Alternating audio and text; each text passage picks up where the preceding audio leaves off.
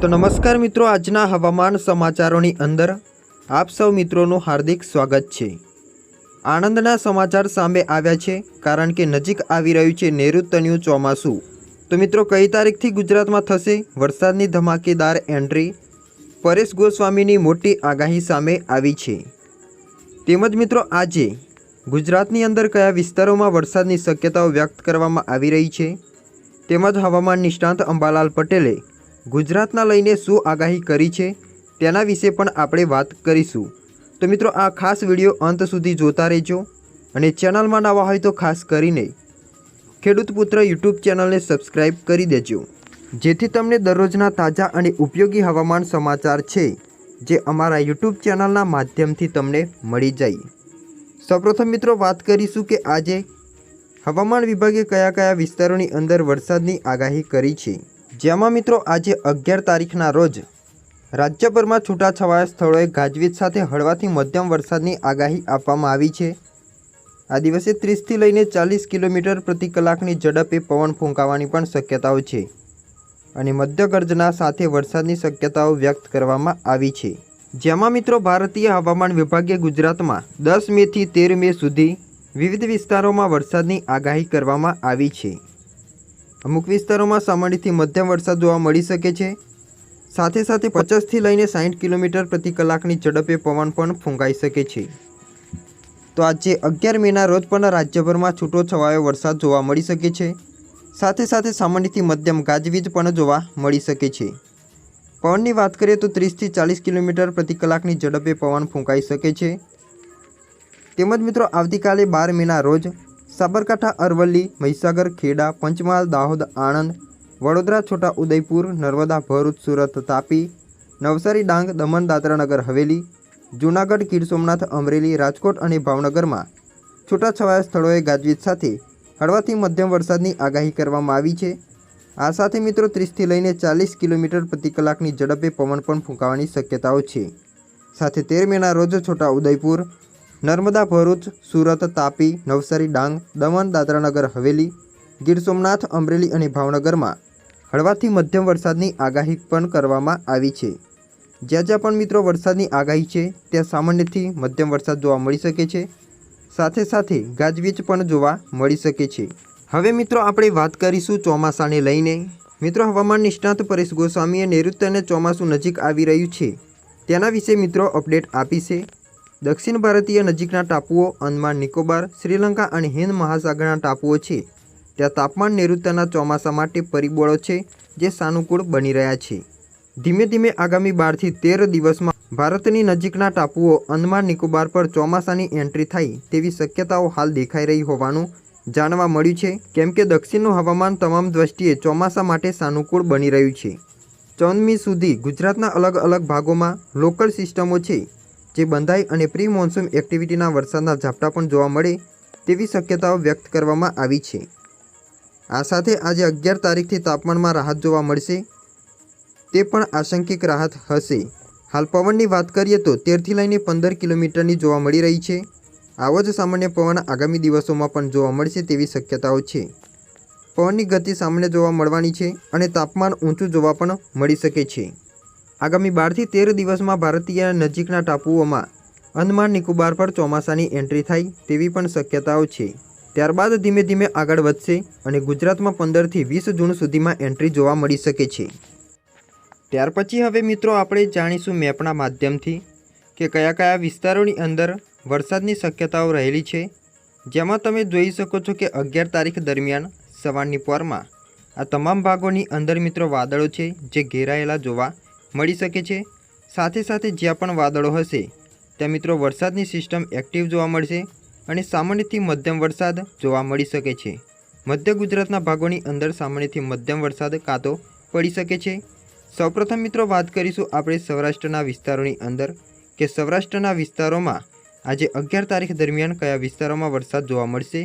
જેમાં મિત્રો જામનગર, જૂનાગઢના વિસ્તારોની અંદર તેમજ મધ્ય ગુજરાતના ઘણા ભાગોની અંદર સામાન્યથી હળવો વરસાદ જોવા મળી શકે છે। હવામાન વિભાગે જે આગાહી કરી છે તે મુજબ સામાન્યથી મધ્યમ વરસાદ જોવા મળી શકે છે।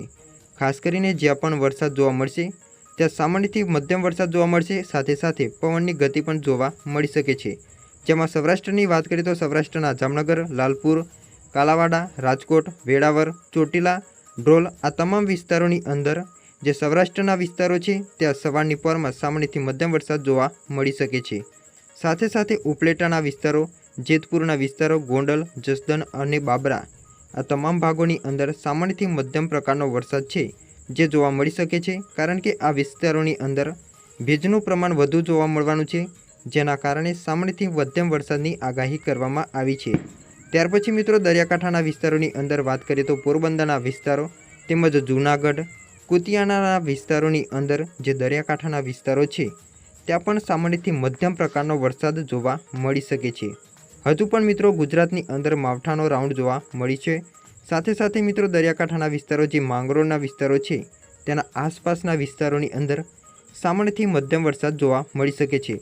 ખાસ કરીને માવઠાનું જોર ઘટ્યું છે, જેના લઈને સામાન્યથી મધ્યમ પ્રકારનો વરસાદ જોવા મળી શકે છે। વધુમાં જાણીએ તો અમરેલીના વિસ્તારો, વિસાવદરના વિસ્તારો, ધારી, બગસરા આ તમામ વિસ્તારોની અંદર સામાન્યથી મધ્યમ વરસાદ જોવા મળી શકે છે, જે 11 તારીખ દરમિયાન સવારના 8 વાગ્યા દરમિયાન મિત્રો આ વરસાદની છે જે શક્યતાઓ રહેલી છે। ત્યાર પછી તમે મિત્રો જોઈ શકો છો કે અમદાવાદના વિસ્તારોની અંદર પણ વરસાદની શક્યતાઓ રહેલી છે। સાથે સાથે સુરેન્દ્રનગર, વીરગામના વિસ્તારોની અંદર વાદળછાયું વાતાવરણ જોવા મળી શકે છે અને વાદળછાયા વાતાવરણ વચ્ચે સામાન્યથી મધ્યમ પ્રકારનો વરસાદ જોવા મળી શકે છે। સાથે સાથે ગાજવીજ પણ જોવા મળી શકે છે। હવે મિત્રો આપણે જાણીશું કે મધ્ય ગુજરાતના કયા ભાગોમાં વરસાદની શક્યતાઓ રહેલી છે, જેમાં મધ્ય ગુજરાતના ઘણા ભાગોમાં વાદળછાયું વાતાવરણ જોવા મળવાનું છે અને સાથે સાથે ગાંધીનગર, અમદાવાદ, કપડવંજ તેમજ મહેમદાવાદ, બાલાસિનોરના વિસ્તારો તેમજ બાયડના વિસ્તારોની અંદર વાદળછાયું વાતાવરણ જોવા મળી શકે છે, સાથે સામાન્યથી મધ્યમ વરસાદ જોવા મળી શકે છે। તો ડાકોર તેના આસપાસના વિસ્તારોની અંદર પણ વાદળછાયું વાતાવરણ જોવા મળશે અને ક્યાંક સામાન્ય છાંટા અથવા તો સામાન્ય વરસાદ જોવા મળી શકે છે।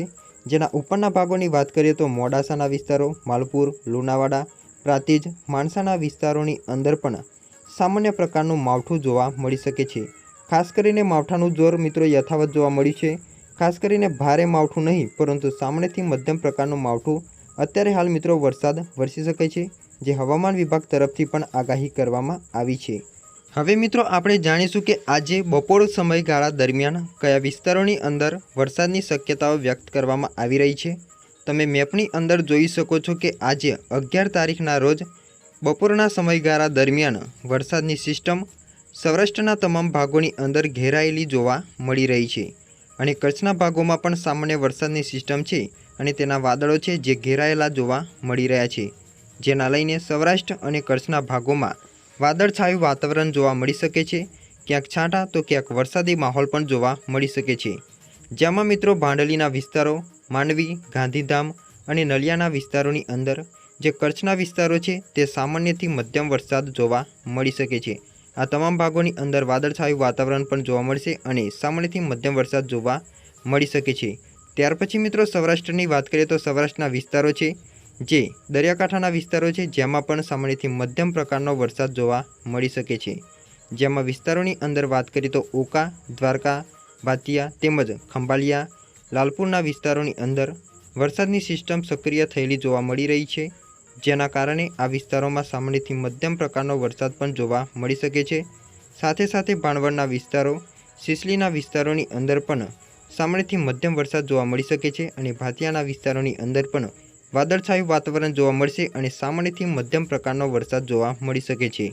આ મિત્રો બપોરની સમયગાળા દરમિયાનની અપડેટ છે, જ્યાં સામાન્યથી મધ્યમ વરસાદ જોવા મળશે। સાથે સાથે દરિયાકાંઠાના વિસ્તારો, પોરબંદરના વિસ્તારો અને જૂનાગઢના વિસ્તારોની અંદર પણ વરસાદની શક્યતાઓ વ્યક્ત કરવામાં આવી રહી છે। ત્યાર પછી મિત્રો વધુમાં જાણીએ તો જૂનાગઢના વિસ્તારો અને વેળાવળના વિસ્તારોની અંદર તેમજ ઉનાના વિસ્તારોની અંદર પણ સામાન્યથી મધ્યમ પ્રકારનો વરસાદ જોવા મળી શકે છે। વધુમાં જાણીએ તો મિત્રો જેતપુર, ઉપલેટા, જૂનાગઢ તેમજ કેશોદ, વિસાવદર, બગાસરા, ધારી અને કુંડલા આ તમામ વિસ્તારો એવા છે ત્યાં પણ સામાન્યથી મધ્યમ પ્રકારનો વરસાદ મિત્રો આજે બપોર સમયગાળા દરમિયાન જોવા મળી શકે છે। સાથે વધુમાં જાણીએ તો રાજકોટ અને વેરાવળ તેમજ ગોંડલના વિસ્તારોની અંદર પણ વાદળછાયું વાતાવરણ ઘેરાયેલું જોવા મળી રહ્યું છે, જેના લઈને આ તમામ વિસ્તારોની અંદર સામાન્યથી મધ્યમ વરસાદ જોવા મળી શકે છે, તો ક્યાંક ભારે વરસાદ પણ જોવા મળી શકે છે. તો મોરબી, ધ્રોલ તેમજ વાંકાનેરના વિસ્તારોની અંદર પણ સામાન્યથી મધ્યમ પ્રકારનો વરસાદ છે જે જોવા મળી શકે છે. ખાસ કરીને હવે મધ્ય ગુજરાતની વાત કરીએ તો મધ્ય ગુજરાતના વિસ્તારોની અંદર મહેસાણા તેમજ વિરગામ, હિંમતનગરના વિસ્તારોની અંદર ખૂબ જ ઓછા પ્રમાણનું વાદળછાયું વાતાવરણ જોવા મળશે. ત્યાં મિત્રો સામાન્યથી મધ્યમ વરસાદ કાં તો પડે કાં તો છાંટાની શક્યતાઓ રહેશે. વધારે મિત્રો વરસાદની શક્યતાઓ નહિવત છે. તો ઉદયપુરના વિસ્તારોની અંદર પણ વરસાદની શક્યતાઓ વ્યક્ત કરવામાં આવી રહી છે. તો મનસૂનના વિસ્તારોની અંદર પણ સામાન્યથી મધ્યમ પ્રકારનો વરસાદ છે જે જોવા મળી શકે છે. બપોર સમયગાળા દરમિયાન આ તમામ ભાગોની અંદર વરસાદની શક્યતાઓ રહેલી છે. સાથે સાથે દક્ષિણ ગુજરાતની વાત કરીએ તો દક્ષિણ ગુજરાતની અંદર વલસાડના વિસ્તારોની અંદર વરસાદની શક્યતાઓ રહેશે. તો નાસિકના વિસ્તારોની અંદર પણ સામાન્યથી મધ્યમ વરસાદ જોવા મળી શકે છે. સાથે સાથે મુંબઈના વિસ્તારોની અંદર પણ સામાન્યથી મધ્યમ વરસાદ જોવા મળી શકે છે. સિસ્ટમ મિત્રો આ તમામ ભાગોની અંદર અસર કરતી જોવા મળવાની છે, જેના લઈને દક્ષિણ ગુજરાતના ઘણા ભાગોમાં સામાન્યથી મધ્યમ વરસાદની આગાહી કરવામાં આવી છે. વધુમાં મિત્રો જાણીએ તો તમે જોઈ શકો છો કે અરબ સાગરની અંદર ભેજનું પ્રમાણ વધુ હોવાથી તેની અસર ગુજરાત ઉપર થતી જોવા મળી રહી છે અને ગુજરાતની અંદર વાદળછાયું વાતાવરણ પણ જોવા મળી રહ્યું છે. સાથે સાથે મિત્રો તમે જોઈ શકો છો કે અરબ સાગરની અંદર સિસ્ટમો છે જે ધીમી ગતિએ સક્રિય થતી જોવા મળી રહી છે, જેના લઈને ગુજરાત પર તેનું ભેજનું પ્રમાણ વધુ હોવાથી સામાન્યથી મધ્યમ વરસાદની આગાહી પણ કરવામાં આવી છે. સાથે સાથે મિત્રો તમે જોઈ શકો છો કે બંગાળની ખાડીના ઊંડાણવાળા વિસ્તારો અને અરબ સાગરના ઊંડાણવાળા વિસ્તારોની અંદર પણ સિસ્ટમો સક્રિય થતી જોવા મળી રહી છે. સાથે સાથે ચોમાસાની વાત કરીએ તો ચોમાસાની ગતિવિધિ પણ ધીમે ધીમે આગળ વધતી જોવા મળી રહી છે, જેના લઈને ગુજરાતમાં વહેલું ચોમાસું આવે તેવી પણ શક્યતાઓ વ્યક્ત કરવામાં આવી રહી છે. આ તમામ ભાગોની અંદર ચોમાસું છે જે સક્રિય થતું જોવા મળી રહ્યું છે અને આગામી દિવસોની અંદર આ ધીમે ધીમે ગુજરાત ઉપર આવતું જોવા મળવાનું છે અને ગુજરાતની અંદર ચોમાસાની એન્ટ્રી થતી જોવા મળવાની છે.